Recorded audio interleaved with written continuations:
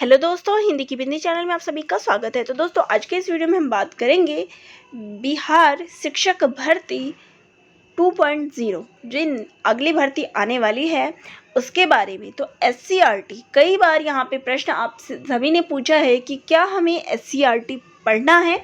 तो देखिए, छोड़ना तो नहीं है, क्योंकि क्या पता है कि इस बार परीक्षक, जैसे कि पिछली बार जो पेपर आया था उसमें परीक्षक ने BPSC के लेवल का पेपर बना दिया था, और इस बार क्या पता SCRT दे दे। तो छोड़िएगा बिल्कुल मत। तो यहाँ मैं आप सभी के लिए SCRT का जो सिलेबस है वो लेके आई हूँ। तो छोड़ने के लिए नहीं कह रही हूँ, हालांकि इसमें हमें उतना डिटेल्स में, तो जैसे कि KVS आदि में पढ़ा जाता है एकदम डिटेल से, ऐसा नहीं पढ़ेंगे। जो जो इसमें महत्वपूर्ण होगा केवल उन्हीं चीज़ों को हम पढ़ते जाएंगे। तो यहाँ मैं कक्षा 6 से 12 तक में आपको SCRT के सिलेबस में क्या क्या चीज़ें दी गई हैं उन सभी का वर्णन लेके आई हूँ कि क्या क्या चीज़ें इसमें आपको पढ़नी है। पहले अगर मैं बात करूँ कक्षा 6 से लेके 8 तक की, ठीक है, तो इसमें जो SCRT की पुस्तक चलती है वो है किसले नाम से, ठीक है। कक्षा 6 के लिए किसले भाग 1, कक्षा 7 के लिए किसले भाग 2 और कक्षा 8 के लिए किसले भाग 3। तो ये 3 पुस्तकें जो है हिंदी की कक्षा 6 से 8 तक में चलती है, ठीक है। उसके बाद बात करते हैं कक्षा 9 और 10 की। तो कक्षा 9 और 10 में जो पुस्तक चलती है वो है कक्षा 9 के लिए गोधुली भाग 1 और कक्षा 10 के लिए गोधुली भाग 2। तो ये 2 पुस्तकें जो है चलती है। अब बात करते हैं कक्षा 11 और 12 की। तो कक्षा 11 में सेम दिगंत भाग 1 और कक्षा 12 दिगंत भाग 2। ये सारी किताबें जो है आपके SCRT में कक्षा 6 से लेके 12 तक में चलती है, ठीक है। तो जैसे मैंने बात की कक्षा 6 की, तो उसमें जो पुस्तक पढ़ते हैं वो है किसले भाग 1। तो इसमें कौन कौन सी कहानी आपको पढ़नी है, देखिए, अरमान हो गया, असली चित्र, चिड़िया, हॉकी का जादूगर, हार की जीत। तो ये तो आपके हार की जीत उसमें भी है NCRT में। तुम कल्पना करो, पिता का पत्र, पुत्र के नाम, मंत्र, बाल लीला, भीष्म की प्रतिज्ञा, सरजू भैया, रहीम के दोहे, दादा दादी के साथ, डॉक्टर भीमराव अंबेडकर, भूल गया क्यों इंसान, स्वार्थी दानव, फसलों का त्योहार, शेरशाह का मकबरा, बसंती हवा, पहेलियाँ। तो ये सारी चीज़ें जो है आपको पढ़नी है। वहीं पे कक्षा 7 में आपको किसले भाग 2 पढ़ना है। इसकी रचनाएं हैं मानव बनो, नचिकेता, पुष्प की अभिलाषा, दानी वृक्ष, वीर कुंवर सिंह, गंगा स्त्री, साइकिल की सवारी, बचपन के दिन, ये आपका NCRT में भी है, वर्षा बहार, कुंभा का आत्मसमर्पण, कबीर के दोहे, जन्म बाधा, शक्ति और क्षमा, हिमशुक, ऐसे ऐसे, पृथ्वी का दुख, सोना, नतसांग की भारत यात्रा, ठीक है। उसके बाद जो है यहाँ पे 18 तक हमने पढ़ा, फिर 19 पे आपको आर्यभट्ट, यशस्विनी, गुरु की सीख और समय का महत्व, ये सारी चीज़ें कक्षा 7 में पढ़नी है। बात करते हैं कक्षा 8 किसले भाग 3 की। तो जिंदा है, तो फिर ईदगाह, तो ईदगाह कहानी तो सभी ने पढ़ रखी है। फिर है कर्मवीर, फिर है बाल गोविंद भगत, ये आपका NCRT में भी है। हुंडरू का जल प्रताप, बिहारी के दोहे, फिर है ये थे, बच्चे की दुआ, अशोक का शस्त्र त्याग, चाहत, तू न गया मेरे मन से, फिर है कबीर के पद, विक्रमशिला, दीदी की डायरी, पीपल, दीन बंधु निराला, खीमा, रस रचते हैं हाथ, किश्ती की उड़ान, जननायक, कर्पूरी ठाकुर, झांसी की रानी। तो ये सारी, फिर इसके बाद चिकित्सा का चक्कर, सुदामा चरित, राह भटके हिरण के बच्चे को। तो ये सारी जो है मेरे किसले भाग 1 से लेके 3 यानी कक्षा 6 से 8 में पढ़नी है, ठीक है, SCRT में, ठीक है। इसके बाद कक्षा 9 गोधुली की बात कर लेते हैं। तो गोधुली भाग 1 में कहानी का प्लॉट अभी आपने SCRT में पढ़ा है, भारत का पुरातन विद्यापीठ नालंदा, फिर है ग्रीम गीत का मर्म, लाल पान की बेगम, ये भी आपने पढ़ लिया है, भारतीय चित्रपट मूक फिल्मों से संवाद फिल्मों तक, फिर है अष्टावक्र, टॉलस्टॉय के घर में, पधारो मारो देश, रेल यात्रा, निबंध, सूखी नदी का पुल, शिक्षा में हेर फेर, यहाँ तक आपको फिर इसके बाद इसमें आपका ये गद्य खंड था। पद्य खंड में आपको रैदास के पद, मंझन के पद, गुरु गोविंद सिंह के पद, पलक पावड़े, अयोध्या सिंह उपाध्याय हरिऔध का, फिर है मैं नीर भरी दुख की बदली महादेवी वर्मा का, आ रही है रवि की सवारी हरिवंश राय बच्चन कृत, फिर है पूरा हिंदुस्तान केदारनाथ अग्रवाल, मेरा ईश्वर लीलाधर जगोड़ी, रुको बच्चों राजेश जोशी, निम्मों की मौत विजय कुमार, समुद्र सीताकांत महापात्र, कुछ सवाल पाब्लो नेरुदा। तो अब इन रचनाकारों का जीवन परिचय अब अच्छे से कर लीजिएगा। फिर बात करते हैं गोधली भाग 2 कक्षा 10 गद्य खंड की। इसमें आपको श्रम विभाजन और जाति प्रथा, विष के दांत, भारत से हम क्या सीखे, नाखून क्यों बढ़ते हैं, नागरी लिपि, बहादुर, परंपरा का मूल्यांकन, जित जित मैं निरखत हूँ, आवन्यों, मछली, नौबत खाने में इबादत, शिक्षा और संस्कृति, ये आपको पढ़ना है। फिर आपको काव्यखंड में राम बिनु बिरथे जगी जन्मा, प्रेम अयनी श्री राधिका, अति सूदो स्नेह को मार्ग है, स्वदेशी, भारत माता, जनतंत्र का जन्म, हिरोशिमा, एक वृक्ष की हत्या, हमारी नींद, अक्षर ज्ञान, लौट कर आऊँगा फिर, मेरे बिना तुम प्रभु। फिर उसके बाद ये हो चुका। फिर कक्षा 11 दिगंत भाग 1। तो यहाँ तक तो हमारा टीजीटी का जो स्तर है, टीजीटी के विद्यार्थियों के लिए जो सिलेबस था वो है कक्षा 6 से लेके 10 तक के।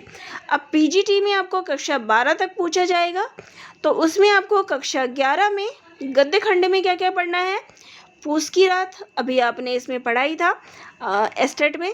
फिर कविता की परख रामचंद्र शुक्ल, आंखों देखा गदर विष्णु भट्ट गोडसे वरसईकर, फिर बेजोड़ गायिका लता मंगेशकर कुमार गंधर्व की, ये आपका एनसीईआरटी में भी है।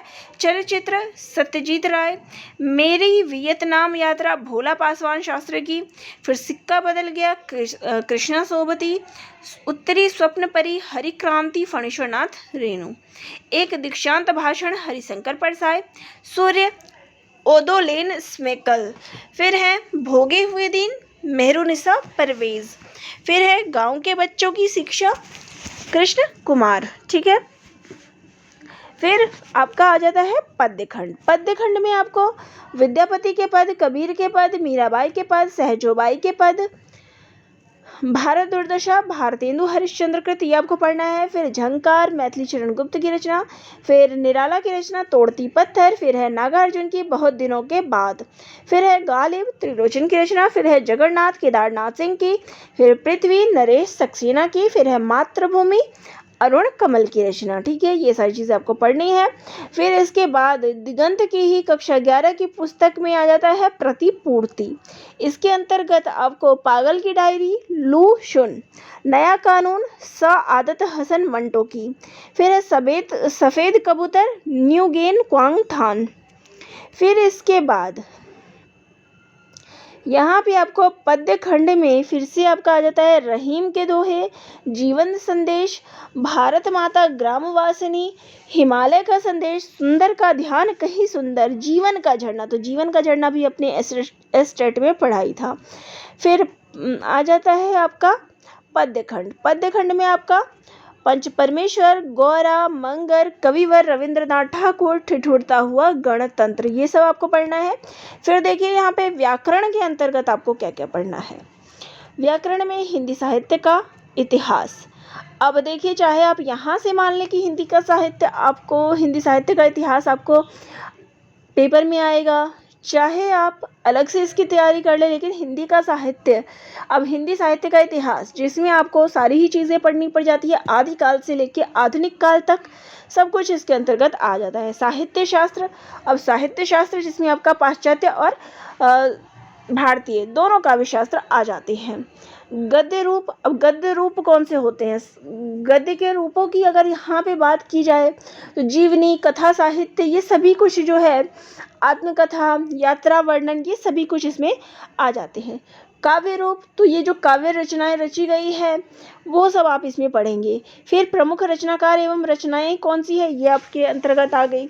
फिर पत्र लेखन और निबंध लेखन। चलिए इन दोनों को अगर छोड़ भी दे तो इतने आपके टॉपिक बनते हैं जो आपका जनरल टॉपिक हो जाता है, जो मैंने आगे सिलेबस में आपको अलग से बताया था। ठीक है, फिर इसके बाद ग्रामर पोर्शन की अगर बात करें कि इसमें क्या क्या है, तो संज्ञा है, सर्वनाम, क्रिया, विशेषण, अवयव, पर्यायवाची, विलोम शब्द, संधि, समास, उपसर्ग, प्रत्यय और संक्षेपण, ये सारी चीज़ें जो है आपकी आ गई है। अब बात करते हैं कक्षा 12 की। तो कक्षा 12 में आपको गद्य खंड में क्या क्या पढ़ना है, तो बातचीत, फिर उसने कहा था, फिर संपूर्ण क्रांति, फिर अर्धनारीश्वर, फिर रोज, एक लेख और एक पत्र, ओ सदा नीरा, सिपाही की माँ, प्रगीत और समाज, जूठन, हंसते हुए मेरा अकेलापन, तिरीच, शिक्षा। ठीक है, फिर इसके बाद पद्य खंड में आपका आ जाता है कड़वक, सूरदास के पद, तुलसीदास के पद, छप्पई, कवित्त, तुमुल, कोलाहल, कलह में, ये आपने अभी पढ़ा था स्टेट में, पुत्र वियोग, उषा कविता, जन का चेहरा एक, अधिनायक, प्यारे नन्हे बेटे को, हार जीत, गांव का घर, ये आपको पढ़ना है। फिर प्रतिपूर्ति नामक उसमें ही आता है, उसमें आपको रस्सी का टुकड़ा, क्लर्क की मौत, पेशगी, ये आपको पढ़ना है। फिर इसके बाद पद्य खंड में आपको रहीम के दोहे, जीवन संदेश, भारत माता ग्रामवासिनी, हिमालय का संदेश, सुंदर का ध्यान, कहीं सुंदर और जीवन का झरना, ये सारी चीज़ें आपकी आ जाती है। फिर इसके बाद आपका आ जाता है, इसमें आपको पंच परमेश्वर, गौरा, मंगर, कवि रविंद्रनाथ ठाकुर और ठिठुरता हुआ गणतंत्र, ये हालांकि आपके उसमें भी आ गया था। फिर व्याकरण की में जो है आपके हिंदी भाषा, अब यहाँ पे आपका क्या आ गया, हिंदी भाषा, तो हिंदी भाषा का विकास आदि किस प्रकार से हुआ है, देवनागरी लिपि वगैरह, ये सब आ गई।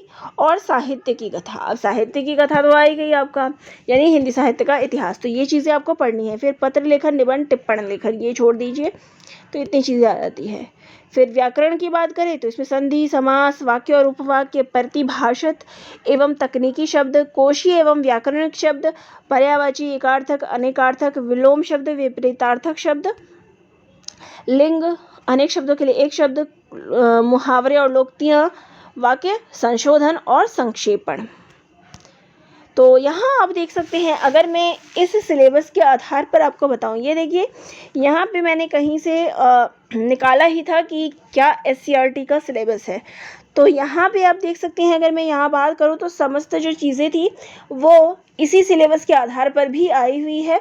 अगर आप अलग से हिंदी साहित्य और हिंदी भाषा का इतिहास ना देखेंगे तब भी आप इस स्तर पर भी अपना सिलेबस जो है वो तैयार कर सकते हैं। ठीक है, हालांकि मैंने हिंदी साहित्य का इतिहास और भाषा आदि पर आपको सिलेबस दे दिया है, तो आप उसके आधार पर तैयारी करिए और इस सिलेबस के आधार पर जो है अपनी तैयारी करिए, और मैं भी आपको तैयारी ज़रूर कराऊंगी और जो जो चीज़ें हैं वो आपको करवाती रहूँगी।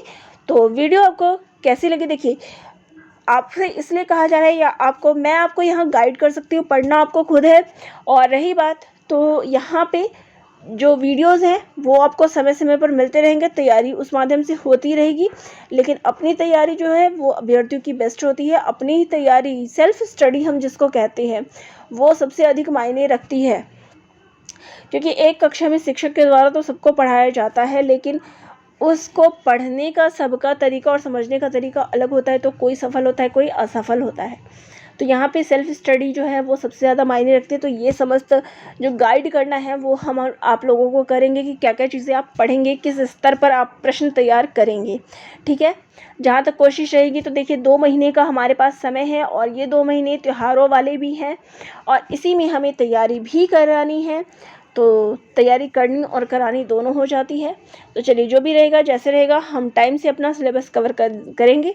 तो वीडियो अगर अच्छी लगती हो और आपको कोई डाउट हो तो कमेंट बॉक्स में कमेंट कर लीजिएगा। धन्यवाद।